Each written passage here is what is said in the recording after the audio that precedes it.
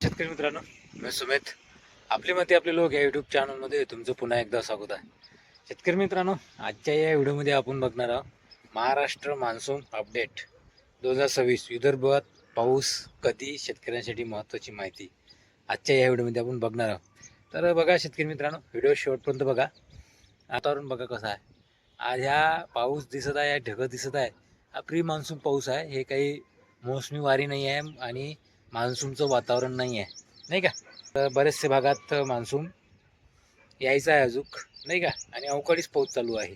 बघा आज परिसरात म्हणजे माझ्या गावी पाऊस आला आहे बघा दुपारनंतर, बघा.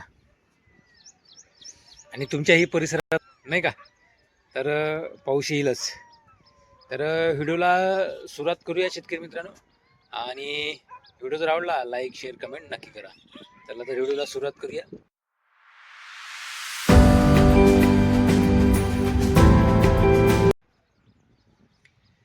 तर शेतकरी मित्रांनो, आज 7 जून आहे 2026 रोजी आपण महाराष्ट्रातील मान्सूनची सध्या तिथी विदर्भातील पावसाची शक्यता आणि पेरणीबाबत महत्त्वाची माहिती जाणून घेणार आहोत. तर बघा, सध्या देशभरात मान्सूनची प्रगती सुरू असून अनेक भागामध्ये पावसाने हजेरी लावलेली आहे. केरळमध्ये मान्सून दाखल झाल्यानंतर तो कर्नाटक, गोवा आणि कोकण किनारपट्टीकडे पुढे सरकत आहे. महाराष्ट्रातील अनेक भागात पूर्व मान्सून पाऊस सुरू आहे. जसा माझ्या गावी बघा, या पूर्व मान्सून आणि जे काही आभाळ दिसते ना, हे पूर्व मान्सूनचंच आहे. तेच वातावरण आहे आणि मान्सूनचं वातावरण नाही आहे शेतकरी मित्रांनो. विदर्भात गेल्या काही दिवसापासून ढगाळ वातावरण, मेघगर्जनेसह आणि काही ठिकाणी हलका ते मध्यम पाऊस पडत आहे. अमरावती, अकोला, यवतमाळ, वर्धा, नागपूर, बुलढाणा आणि वाशिम जिल्ह्यामध्ये वातावरण बदल दिसून येत आहे. मात्र केवळ 1-2 पावसाच्या सरी पडल्या म्हणून घाईघाईने पेरणी करू नका. पेरणीसाठी जमिनीत पुरेसा ओलावा असणे अत्यंत गरजेचे आहे आणि आवश्यक आहे. समाधानक पाऊस झाल्यानंतरच पेरणीचा निर्णय घ्यावा. सोयाबीन पिकासाठी साधारणतः 75 ते 100 मिलीमीटर पाऊस झाल्यानंतरच पेरणी करणे अधिक सुरक्षित मानले जाते. तसेच कापूस पेरणीसाठीही जमिनीत योग्य ओलावा असणे गरजेचे आहे. हवामान तज्ज्ञाच्या अंदानुसार पुढील काही दिवसात महाराष्ट्रातील अनेक भागामध्ये पावसाची तीव्रता वाढण्याची शक्यता आहे. विशेष विदर्भ आणि मराठवाड्यात मेघगर्जनेसह पावसाच्या सऱ्या पाहायला मिळू शकतात. तर शेतकरी मित्रांनो, पेरणीपूर्वी काही महत्त्वाच्या गोष्टी लक्षात ठेवा. यासाठी बघा, बियाणे प्रक्रिया करून पेरणी करा. शिफारस केलेल्या जातीची निवड करा. शेतात पाणी निचऱ्याची व्यवस्था ठेवा. हवामान अंदाज पाहूनच पेरणी करा. पहिल्या पावसावर पूर्ण क्षेत्राची पेरणी टाळा. शेतकरी मित्रांनो, पहिला पाऊस येतो त्या पहिल्या पावसावर जिथलं काही आपलं क्षेत्र आहे ते पूर्ण क्षेत्र पेरणी करायची नाही.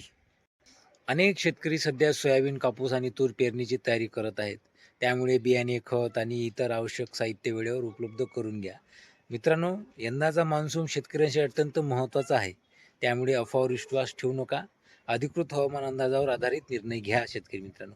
कारण की यावेळेनं कसं आहे शेतकरी मित्रांनो, प्रत्येक शेतकरी मित्र एकमेकांना सांगत आहे आणि हवामान तज्ज्ञही सांगत आहे की यंदा खूप काळजीपूर्वक आपल्याला बियाण्याची पेरणी करावी लागेल. कारण की खत खूप महाग आहे, बियाणंही खूप महाग आहे, नाही का. सगळे भाव वाढले पण मालाचे भाव नाही वाढले.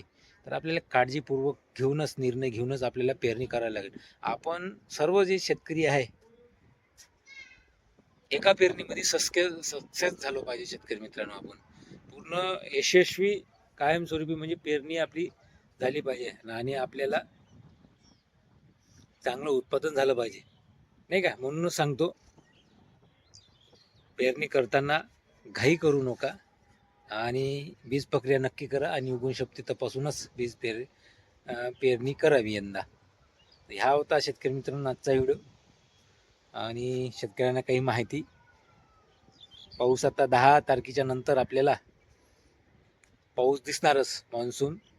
मान्सूनचे वारे आणि टेम्परेचर दिवसेंदिवस कमी होत आहे. तर येईलच पाऊस शेतकरी मित्रांनो, नाही का. जूनच्या 15 पेरण्या लगभग चालू होतील, नाही. तर ह्या व्हिडिओ कसा वाटला शेतकरी मित्रांनो नक्की कमेंट बॉक्समधून सांगा. आणि तुम्ही यंदा कोणती व्हेरायटी पेरणार आहे, कापूस आणि तूर आणि सोयाबीनची नक्की कमेंट बॉक्समध्ये सांगा. आणि तुमच्या भागात वातावरण कसं आहे? तुमच्या भागात आज पाऊस आलाय का? आज दुपारचं वातावरण कसं आहे बघा, नक्की कमेंट बॉक्समध्ये सांगा. पुन्हा भेटूया नेक्स्ट व्हिडिओमध्ये. जय जवान जय किसान. धन्यवाद.